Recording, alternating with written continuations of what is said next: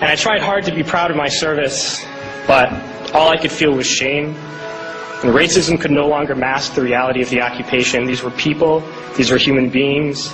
I've since been plagued by guilt anytime I see an elderly man, like the one who couldn't walk, who we rolled onto a stretcher and told the Iraqi police to take him away. I feel guilt anytime I see a mother with her children, like the one who cried hysterically and screamed that we are worse than Saddam as we forced her from her home. I feel guilt anytime I see a young girl, like the one I grabbed by the arm and dragged into the street. We were told we were fighting terrorists. The real terrorist was me, and the real terrorism is this occupation. Racism within the military has long been an important tool to justify the destruction and occupation of another country. It has long been used to justify the killing, subjugation, and torture of another people. Racism is a vital weapon employed by this government. It is a more important weapon than a rifle, a tank, a bomber, or a battleship. It is more destructive than an artillery shell, or a bunker buster, or a Tomahawk missile. While all those weapons are created and owned by this government, they are harmless without people willing to use them. Those who send us to war do not have to pull a trigger or lob a mortar round. They do not have to fight the war, they merely have to sell the war. They need a public who is willing to send their soldiers into harm's way. They need soldiers who are willing to kill and be killed without question. They can spend millions on a single bomb, but that bomb only becomes a weapon when the ranks in the military are willing to follow orders to use it. They can send every last soldier anywhere on earth, but there will only be a war if soldiers are willing to fight. And the ruling class, the billionaires who profit from human suffering, care only about expanding their wealth, controlling the world economy. Understand that their power lies only in their ability to convince us that war, oppression, and exploitation is in our interest. They understand that their wealth is dependent on their ability to convince the working class to die to control the market of another country. And convincing us to kill and die is based on their ability to make us think that we are somehow superior. Soldiers, sailors, Marines, airmen have nothing to gain from this occupation. The vast majority of people living in the U.S. have nothing to gain from this occupation. In fact, not only do we have nothing to gain, but we suffer more because of it. We lose limbs, endure trauma, and give our lives. Our families have to watch flag-draped coffins lowered into the earth. Millions in this country without health care, jobs, or access to education must watch this government squander over $450 million a day on this occupation.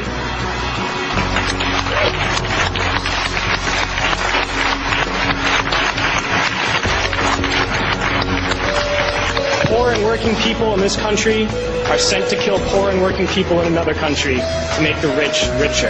And without racism, soldiers would realize that they have more in common with the Iraqi people than they do with the billionaires who send us to war.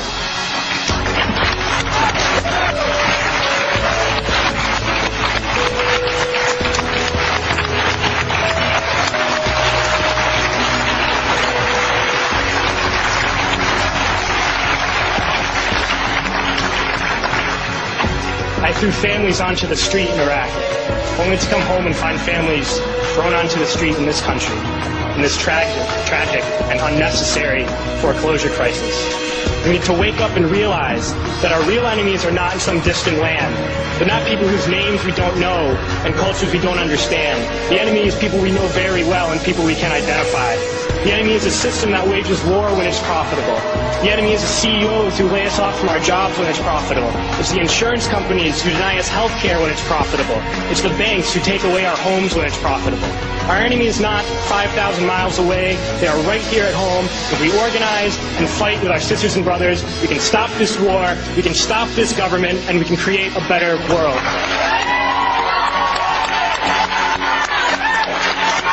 On April 18th, 2006, I had my first confirmed kill. This man was innocent. I don't know his name. I called him the Fat Man. He was walking back to his house, and I shot him in front of his friend and his father. The first round didn't kill him after I had hit him up here in his neck area. And afterwards he started screaming and looked right into my eyes. So I looked at my friend who I was on post with, and I said, well, I can't let that happen. So I took another shot and took him out. He was then carried away by the rest of his family. It took 7 people to carry his body away. We were all congratulated after we had our first kills, and that happened to have been mine. My company commander personally congratulated me, as he did everyone else in our company. This is the same individual who had stated that whoever gets their first kill by stabbing them to death will get a 4-day pass when we return from Iraq. This man right here was my 3rd confirmed kill. As you can see, he was riding his bicycle. Later on in the day, we went ahead and we had CBS Laura Logan with us, but she was with the other squad. And so she wasn't with us, so myself and 2 other people went ahead and took out some individuals because we were excited about the firefight we had just gotten into, and we didn't have a cameraman or woman with us. With that being said, anytime we did have embedded reporters with us, our actions would change drastically. We never acted the same. We were always on key with everything, did everything by the books. The man on the bicycle, he was left in the street for about 10 minutes until we realized that we needed to leave where we were. And his body was dragged about 10 feet to the right of him, where his body was thrown behind a rock wall and his bicycle was thrown on top of him.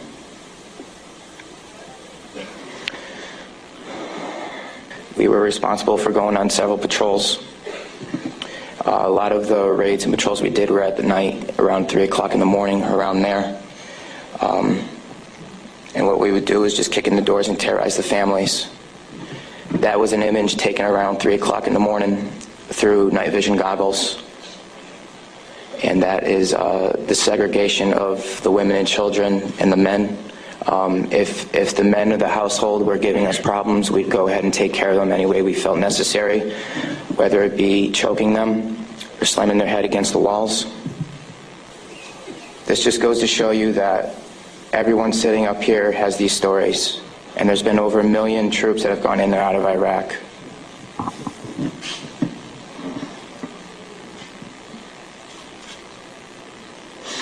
Those 4 crosses and this memorial service were for the 5 guys in Kilo Company, 3rd Battalion, 8th Marines that we lost. Throughout our unit, we had 18 that got killed.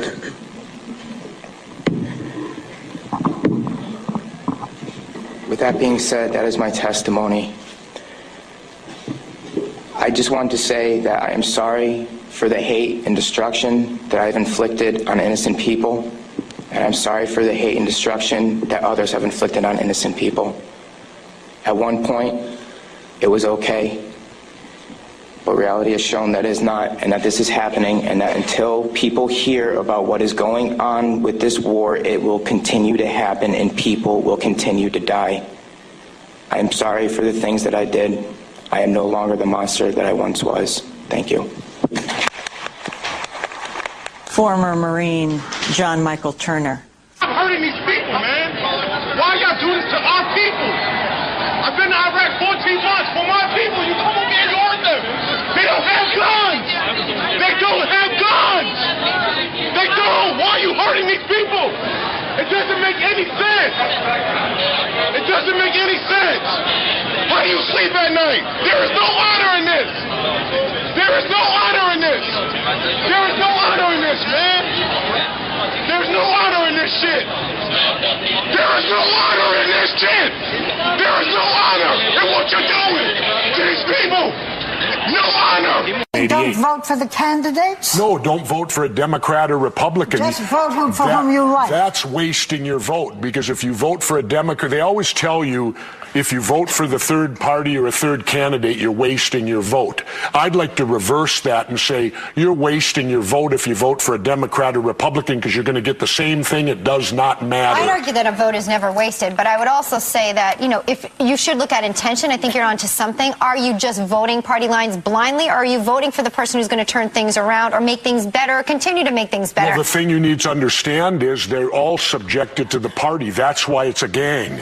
Loyalty is first to the gang, then it's to the money that the gang gets. We, the people, might be third or fourth. Take a look at our stagnation today. It's because the two gangs are so, you have to support the gang, and I call them gangs. They're not parties.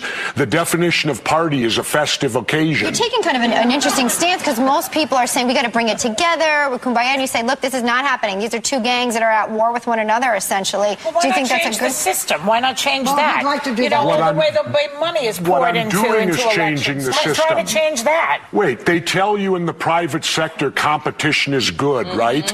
Sure. Well, then why for 20 years have we not heard a third voice in a debate? All you get is Coke and Pepsi. Okay, so what you are saying is vote for an individual, don't vote for a party. But then how do those individuals get into the race? Well, it's very difficult because the two parties control the system. Okay, so what is the solution? The solution, the first thing that should be done, can be done locally. Remove all gang names and symbols from a ballot and just put the candidate's name.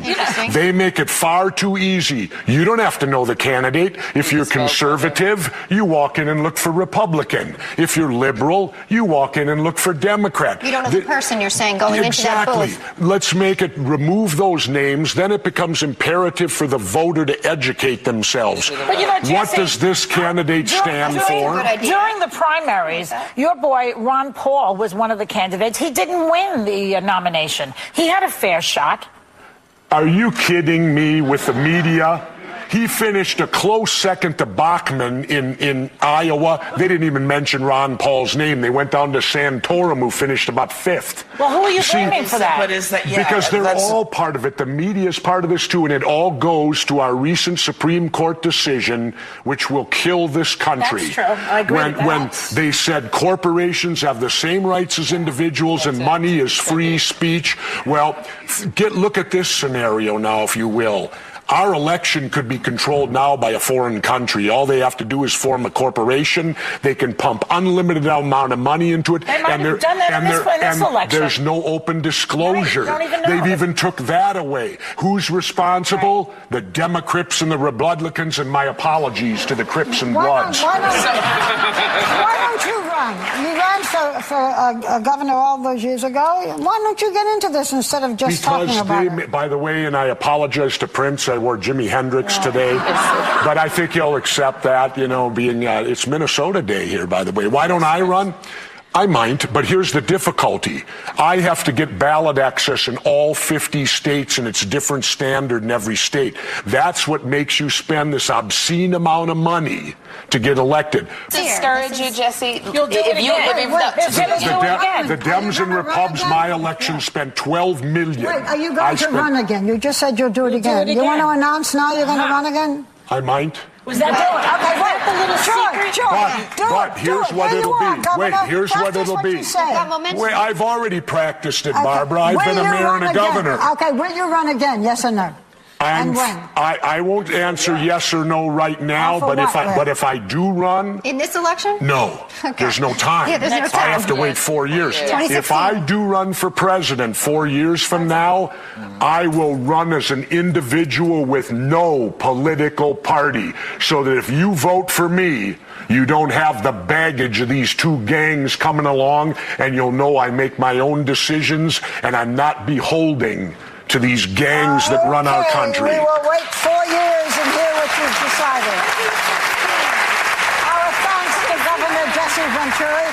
You are always interesting, and it's always fun to wrestle with you. I gotta go. What are you gonna say, quick? One last thing I want people to understand. These multi-corporations, do you realize they spend more money on lobbyists than what they pay in taxes? Yes, they do. Now, what should that tell you? Provocative note.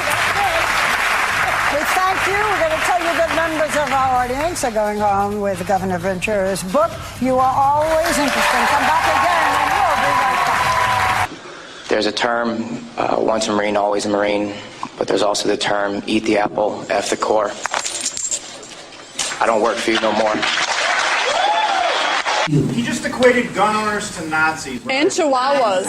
If you don't like that, write it down. We've given you command. You should like that. Defending that? That's offensive. You're defending him with gun owners. Fighting citizens, Nazis? If you will please be quiet because this is not your turn to talk. You guys want to have an educational meeting, you can have one of your own and see who shows up, and that's fine.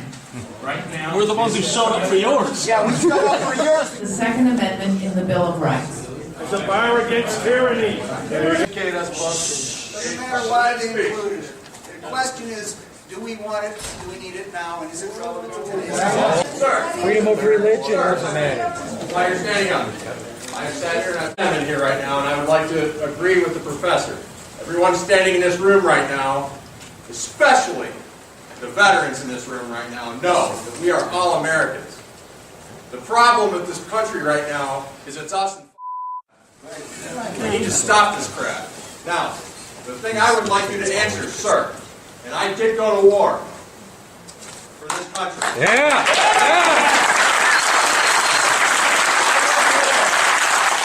Whether it was for everyone in here's ability to have oil and gas in their cars, or their banks, or whatever, I went to war for my country. Thank you. And I went to war for your ability to have the First Amendment to say what you stood up there and said today, write what you want to write in your newspaper, and have whatever opinion you want to have. You can practice whatever religious freedoms you want. I would like you to answer the question. Since you just said that one of the rights that I went to war over to defend, that is inalienable to every American citizen, if this discussion was going on about your First Amendment rights, would you still have the same opinion that we don't need that anymore either? You didn't hear my answer. I did hear your answer. We all did. You said the Second Amendment no longer matters, and we might not need it right That's now. not what I said. Your question.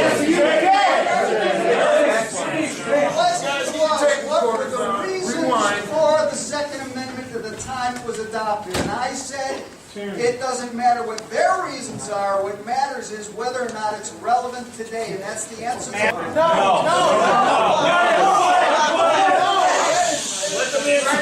The threat of tyranny today is no less than the turn of the century in 1900, or 1800, or 1700.